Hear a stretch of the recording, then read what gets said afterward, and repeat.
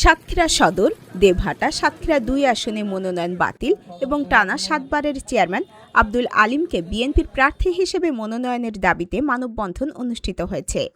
শুক্রবার সকাল 11:30টায় সাতক্ষীরা খুলনা মহাসড়কের বিনের পোতা মাছবাজার সংলগ্ন স্থানে সাতক্ষীরা ২ আসনের সর্বস্তরের সাধারণ মানুষ এই মানববন্ধনে অংশ নেন।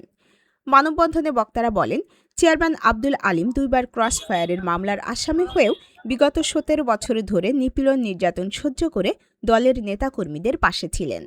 তারা আরও জানান, সাতক্ষীরা ২ আসনে বর্তমান বিএনপি মনোনয়ন বাতিল করে আব্দুল আলিমকে দলীয় প্রার্থী ঘোষণা করতে হবে।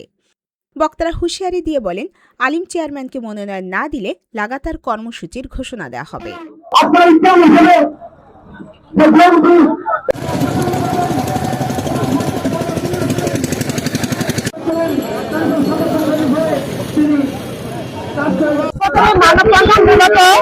সাতক্ষীরা সদরের ২ আসনের মোহাম্মদ আব্দুল আলিম ভাইকে আমরা এমপি হিসেবে দেখতে চাই।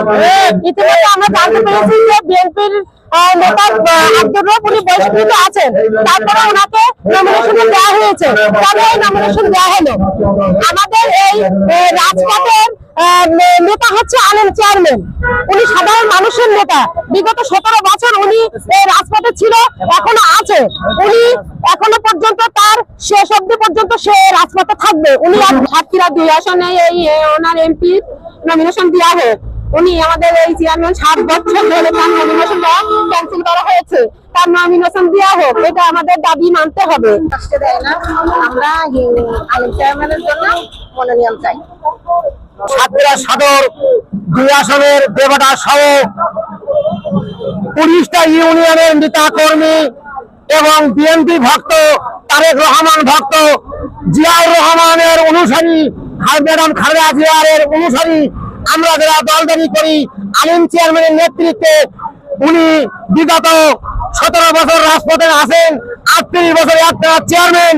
আমাদের বাংলাদেশে মনে হয় কোথাও জানা নেই যে ৩৮ বছর একটানা চেয়ারম্যান সেই একমাত্র জনাব আব্দুল আলিম। চেয়ারম্যান রাজপথে ছিল এবং যাতে থাকে সেই ব্যবস্থা আমরা মাননীয় তারেক রহমানের কাছে আমরা এই প্রত্যাশা। ভালো লাগলো রাজপথে চলে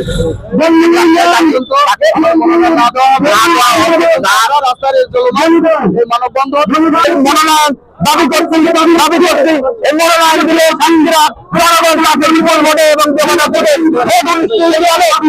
কর্মীরা তাকে বিপুল ভোটে জয়লাভ করবে ইনশাআল্লাহ।